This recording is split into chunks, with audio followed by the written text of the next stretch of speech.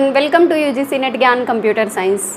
तो आज हमारा सीरीज़ का 8th डे है जिसमें हम 4th यूनिट के जो बाकी टॉपिक्स थे उनको कवर करेंगे। इससे पहले हमने 4th यूनिट की एक और क्लास ले चुकी है जिसमें हमने 3 to 4 इम्पोर्टेंट पॉइंट्स और टॉपिक्स डिस्कस किए हैं। अगर आपने वो वीडियो नहीं देखी हैं तो आप प्ले लिस्ट में जाके देख सकते हैं, वो आपके लिए बहुत ही ज़्यादा हेल्पफुल रहेगी। और जो आज करा रही हूँ टॉपिक, इससे भी एक क्वेश्चन मैक्सिमम दो क्वेश्चन आपके यूजीसी नेट एग्ज़ाम में पक्के हैं। तो अगर आप इस चैनल पे नए हैं तो प्लीज़ इस चैनल को सब्सक्राइब कर लीजिए और लाइक कर लीजिए और अपने फ्रेंड्स के साथ शेयर कीजिए। आपका एक लाइक हमें बहुत ज़्यादा मोटिवेट करता है नेक्स्ट वीडियो को प्रिपेयर करने के लिए। तो चलिए स्टार्ट करते हैं अपनी क्लास को। फर्स्ट क्वेश्चन क्या है, how to find decomposition is lossy और lossless using functional dependency. Functional dependency को यूज़ करके हम अपने डिकम्पोजिशन को कैसे फाइंड करते हैं कि वो लॉसी है या लॉसलेस है।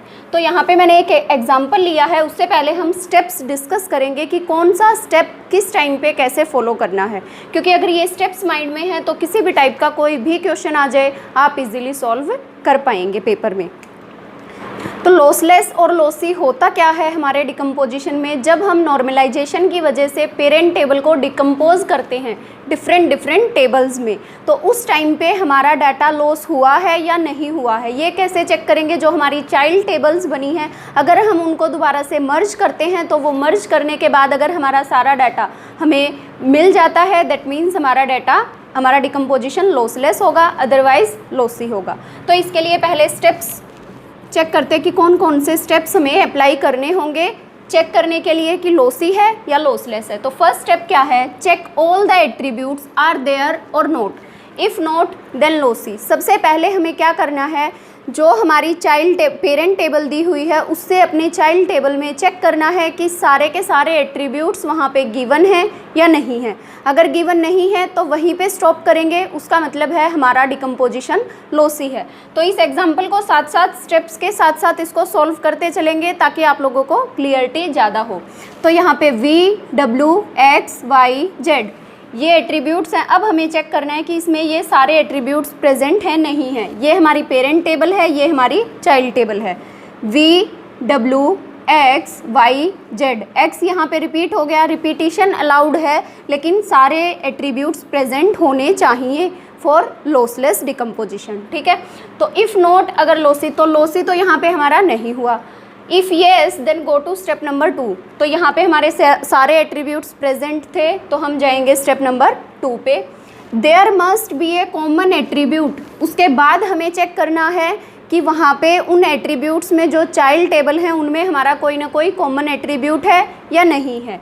तो V, W, X, Y, Z, तो यहाँ पे जो X एट्रीब्यूट है वो हमारा कॉमन एलिमेंट है, तो यहाँ पे भी कंडीशन हमारी ट्रू हो गई। अगर ऐसा नहीं होता कोई भी कॉमन एट्रीब्यूट तो भी हम स्टॉप कर जाते और हमारा डिकम्पोजिशन लॉसी हो जाता।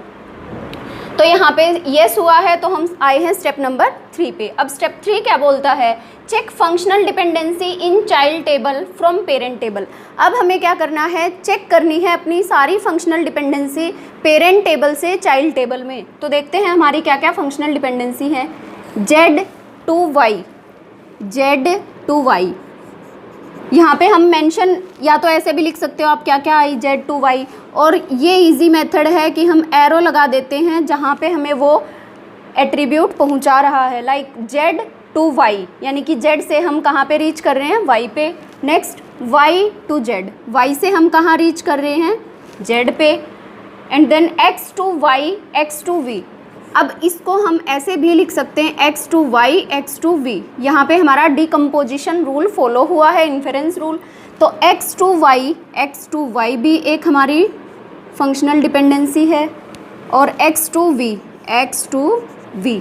उसके बाद V, W to X, इसको हम ऐसे नहीं लिख सकते कि V to X और V to W, ये हमारा रॉन्ग हो जाएगा।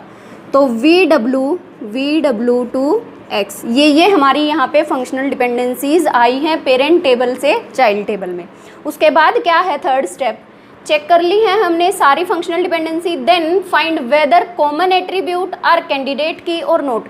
अब इन दोनों चाइल्ड टेबल में हमें चेक करना है कि ये जो कॉमन एट्रीब्यूट था हमारा X, वो किसी भी एक टेबल में कैंडिडेट की है या नहीं है। कैंडिडेट की मतलब कि वो सेट ऑफ एट्रीब्यूट जिससे हम बाकी के सारे एट्रीब्यूट्स फाइंड कर सकें उस रो या टपल के। तो अब यहाँ पे हमारा x से निकल रहा है v w से x, इधर चेक करते हैं x से हम गए y पे और y से हम गए z पे। अगर हम करते हैं x का क्लोज़र, कैंडिडेट की क्या तरीका था कि वो सारे एट्रीब्यूट्स अगर फाइंड कर लेती है तो वो पर्टिकुलर एट्रीब्यूट हमारा कैंडिडेट की होगा। तो x का अगर हम करते हैं क्लोज़र तो x से रीच कर सकते हैं y पे और y से रीच कर सकते हैं z पे। तो यानी कि इसने या इस रिलेशन के लिए, इस चाइल्ड टेबल के लिए यहाँ पे x हमारा क्या है, कैंडिडेट की है। तो ये स्टेप भी हमारा ट्रू हो गया। यहाँ पे हमारा जो कॉमन एट्रीब्यूट था वो किसी भी एक टेबल में कैंडिडेट की है। और not, if yes then decomposition is lossless otherwise lossy. तो हमारी ये तीनों स्टेप्स यहाँ पे फुलफिल हो गए हैं। इसका मतलब क्या है कि ये डिकम्पोजिशन हमारा क्या है, लॉसलेस है। तो अगर एग्ज़ाम में कोई भी क्वेश्चन आता है तो आपको इस तरीके से सॉल्व करना है, और अगर इन तीनों स्टेप्स को आप माइंड में रखते हैं और इस तरीके से इस क्वेश्चन को सॉल्व करेंगे तो कभी भी मिस्टेक होने के चांसेस नहीं होंगे। नेक्स्ट हम देखते हैं डिपेंडेंसी प्रिजर्व। नेक्स्ट क्या है, how to find decomposition is dependency preserve और नोट। तो हमने लॉसी और लॉसलेस का कंसेप्ट सीख लिया है, आई थिंक आप लोगों को समझ आ गया होगा। अब बात करते हैं डिपेंडेंसी प्रिजर्व हमारा डिकम्पोजिशन होगा या नहीं होगा। तो उसके लिए भी यहाँ पे 2 स्टेप्स हैं। अगर ये स्टेप्स आप माइंड में रखते हैं तो आप लोगों से कोई भी क्वेश्चन में मिस्टेक नहीं होगी। फर्स्ट स्टेप क्या है, identify functional dependency in every child table using closure of parent table. हमें सबसे पहले क्या फाइंड करना है, सारी की सारी फंक्शनल डिपेंडेंसीज आइडेंटिफाई करनी है चाइल्ड टेबल में using closure of parent table. तो फर्स्ट स्टेप को फॉलो करते हैं। मैंने क्वेश्चन सेम लिया है डिपेंडेंसी प्रिजर्व के लिए भी और लॉसलेस या लॉसी के लिए भी, ताकि आपको आपका कंसेप्ट और क्लियर हो जाए। तो हमें फंक्शनल डिपेंडेंसी हमारी क्या क्या थी, z to y, y to z और x to y, x to v और vw टू x। इनके आप दोबारा से क्लोज़र करके भी देख सकते हैं कि कौन कौन सी हमारी फंक्शनल डिपेंडेंसी जनरेट होती है चाइल्ड टेबल के लिए। यहाँ पे हमने डायरेक्टली लिख ली है। नेक्स्ट स्टेप पे आते हैं, which are directly visible can be eliminated directly. जो हमें डायरेक्टली शो होती हैं उनको हम रिमूव करेंगे पेरेंट टेबल में, डायरेक्टली रिमूव कर देंगे। तो हमें कौन कौन सी शो होती हैं, and for remaining we can find closure but using functional dependency of child table. अगर कुछ डिपेंडेंसी चाइल्ड पेरेंट टेबल में बच जाती हैं जो कि एलिमिनेट नहीं हुई हैं, तो उस केस में हमें क्या करना है, जो हमारी चाइल्ड टेबल हैं उनमें उनका क्लोज़र फाइंड करके तब चेक करना है कि वो फंक्शनल डिपेंडेंसी रिमूव हो सकती है या नहीं हो सकती। तो यहाँ से चेक करते हैं कि कौन कौन सी डायरेक्टली एलिमिनेट होती हैं। z to y directly remove हो सकती है, same as y to z, ये भी डायरेक्टली रिमूव हो जाएगी।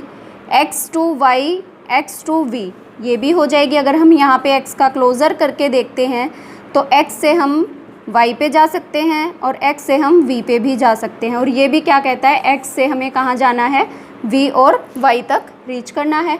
नेक्स्ट vw टू x, ये भी डायरेक्टली। तो यहाँ पे हमारी सारी की सारी पेरेंट टेबल की जो फंक्शनल डिपेंडेंसी थी वो डायरेक्टली एलिमिनेट हो गई हैं। अब एलिमिनेट हो गई हैं तो इसका मतलब क्या है कि ये डिकम्पोजिशन हमारा डिपेंडेंसी प्रिजर्व को फॉलो करता है, ये हमारा डिपेंडेंसी प्रिजर्विंग है। एक और क्वेश्चन लेते हैं। For example R A B C, A to B, B to C और ए टू सी, और रिलेशन में है हमारा यहाँ पे A B and R B C. अब इसके लिए अगर हमें चेक करना है कि ये हमारा डिकम्पोजिशन जो है रिलेशन का वो डिपेंडेंसी प्रिजर्व है या नहीं, तो इसको एक बार चेक कर लेते हैं। A to B, B to C, B to C, A to C. अब यहाँ पे ए टू सी, ए और सी हमारे एक टेबल में नहीं है तो हम ए टू सी रीच नहीं कर सकते। लेकिन हाँ, हमें पता चल गया है कि जो ए का क्लोज़र है ना उसमें हमारे पास ए बी सी तीनों एट्रीब्यूट्स आ सकते हैं, तीनों तक हम रीच कर सकते हैं। तो अब हमें क्या करना है, यहाँ से हमने पेरेंट टेबल से चाइल्ड टेबल में सारी फंक्शनल डिपेंडेंसीज नोट डाउन कर ली हैं। उसके बाद सेकंड स्टेप पे आना है, जो कि डायरेक्टली विजिबल है, उनको हम एलिमिनेट करेंगे। तो A to B एलिमिनेट हो गई, B to C ये भी एलिमिनेट हो गई।